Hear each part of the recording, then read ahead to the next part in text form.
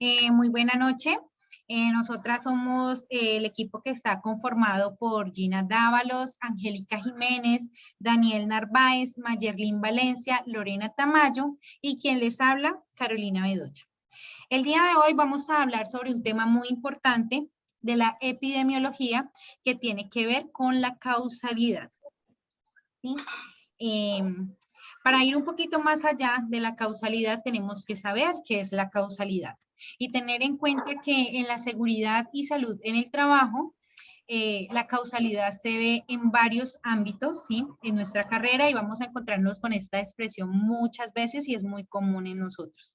Pero en este momento, la causalidad en la epidemiología se define como el estudio de la relación etiológica. ¿Qué es etiología? Porque muchas veces de pronto las personas no tienen como este concepto claro sobre la etiología, y la etiología es el estudio de la causa. ¿Qué quiere decir esto?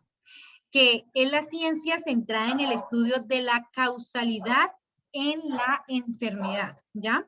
Entonces, cuando existe una exposición y la aparición de un efecto, o sea, por ejemplo, si yo estoy enfermo, me tomo un medicamento. ¿Qué pasa si yo me tomo ese medicamento? Hay una reacción.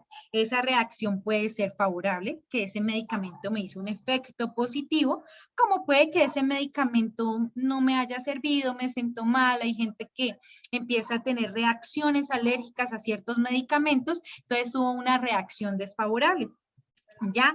Entonces, o sea, yéndonos como un poquito a este ejemplo que les acabo de decir, entonces, esta aparición a esta reacción puede ser la curación, la misma enfermedad o que se complique la enfermedad, generando la muerte, ¿ya?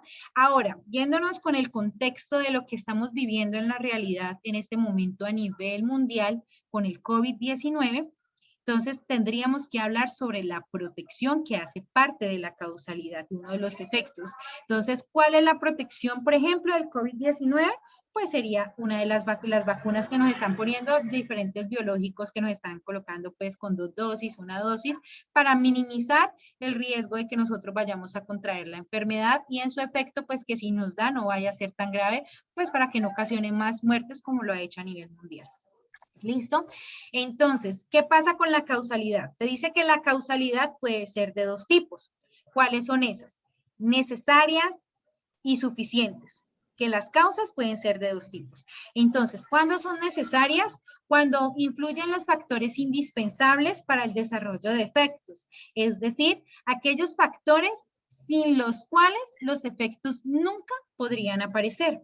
Ahora, aquellos factores que en conjunto, sí, o sea, que se unen todos, siempre culminan con el desarrollo del efecto. Y estos son los que se denominan causas suficientes.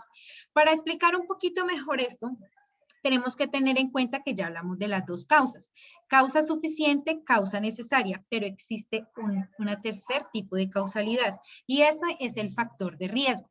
El factor es el que está allí, siempre está presente y activo. Y esto se nos hace muy semejante cuando hablamos de la GTC 45, que están todos los factores de riesgos que a veces están inherentes a las actividades que se realizan diariamente en las diferentes actividades económicas que se presentan a nivel laboral. Bueno, en este caso estaríamos hablando a nivel de Colombia. Entonces aquí en la epidemiología, si el factor está presente y activo, ¿qué pasa? Pues aumenta la probabilidad pues que ese efecto ocurra. ¿Cómo ocurriría? Pues que la enfermedad ocurra, que se presente en el individuo. Por ejemplo, para que una persona le dé COVID-19, eso ya todos lo sabemos, cuáles son los protocolos que debemos de hacer para minimizar ese riesgo, pero resulta que si yo ya tengo enfermedades preestablecidas, es decir, yo tengo hipertensión, soy hipertensa, tengo problemas de presión, tengo problemas cardíacos, tengo problemas pulmonares, tengo anemia, un ejemplo, tengo bajas las defensas. Yo sé que si esta enfermedad llegase a mí, pues va a ser más probable que a mí me dé que a otra persona que haya tenido un contacto con un positivo, porque yo estoy más expuesta por ese tipo de factor. ¿Y qué factor estaríamos hablando allí? Pues el factor biológico. Existen otros factores, como cuáles, los factores Tenemos los factores biológicos, tenemos los factores psicosociales que tienen que ver en la parte laboral, cuando se maneja mucho estrés laboral, ¿sí? Entonces, ahí estaríamos hablando de factores de riesgo. Ahorita hablaríamos de la causa suficiente y causa necesaria como para volver al contexto con lo anteriormente hablado.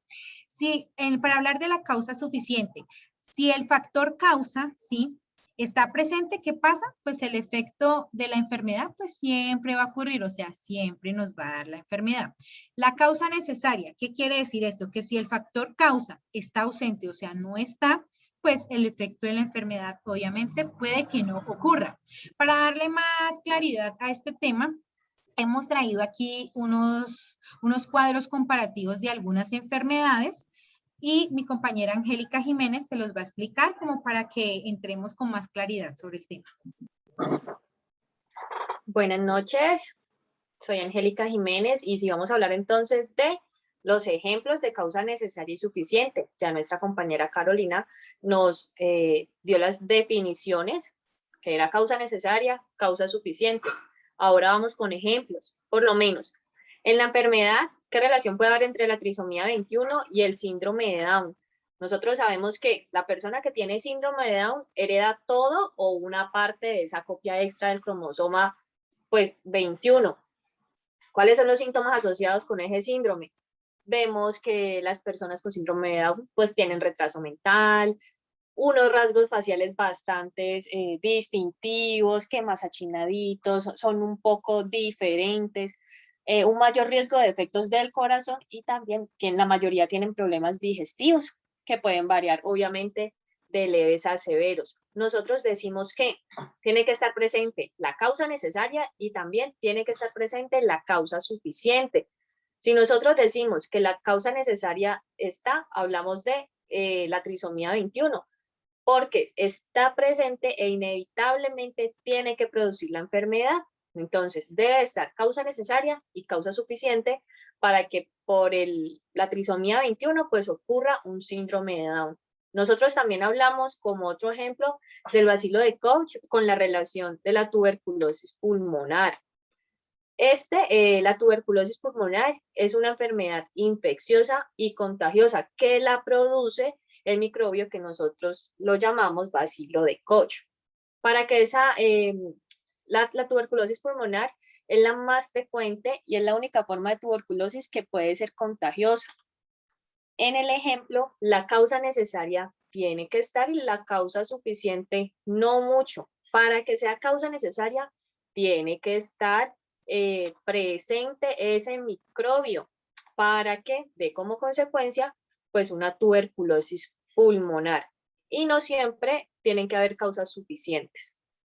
Tenemos la radiación y malformación congénita. Tenemos en cuenta que aquí debe estar presente la causa necesaria, no debe estar presente la causa necesaria, pero sí la causa suficiente, que es aquella sin la cual no se puede evitar que se desarrolle esa enfermedad. Y en la obesidad o la diabetes no está la causa necesaria y tampoco la causa suficiente. Cuando nosotros hablamos de la relación de esas dos, es entre más elevado el sobrepeso, pues más elevada la cantidad de la grasa en el organismo. Cuando hay como una deficiencia de glucemia, puede producirse una hiperglucemia y por ahí se desarrolla la diabetes. Por eso, en el caso de las personas obesas, la diabetes es consecuencia del exceso de peso.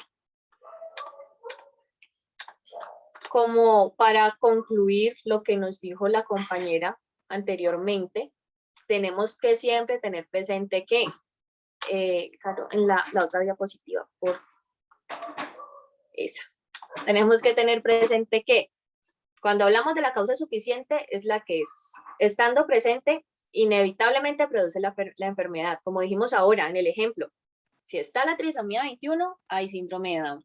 Cuando hablamos de la causa necesaria, es aquella sin la cual no puede desarrollarse la enfermedad y es un componente de la causa suficiente, como el virus rábico para enfermar de la rabia. Y cuando nosotros hablamos de el factor causal, es cuando relacionamos el acontecimiento, la circunstancia, la característica asociada a la producción de la enfermedad. Para concluir, nosotros entendemos que si entendemos la causa, podemos generar cambios. Podríamos definir la relación causal entre la exposición y el efecto en términos del cambio que sufre el último cuando se modifica el primero. Una intervención que nosotros hagamos o que altere la exposición puede ser exitosa en modificar el efecto. Solo si la exposición es causa real del desenlace. La exposición puede ser un excelente marcador o predictor del efecto sin ser necesariamente su verdadera causa. Esto sería todo. Yo creo que todo queda prácticamente claro. Es todo, Caro. Muchas gracias. Bueno, listo, compañeros. Entonces, espero que les haya quedado pues como claro todo lo que tiene que ver con la causalidad y que pues se hayan despejado dudas. Que el Señor los bendiga y muchísimas gracias. Chao, chao.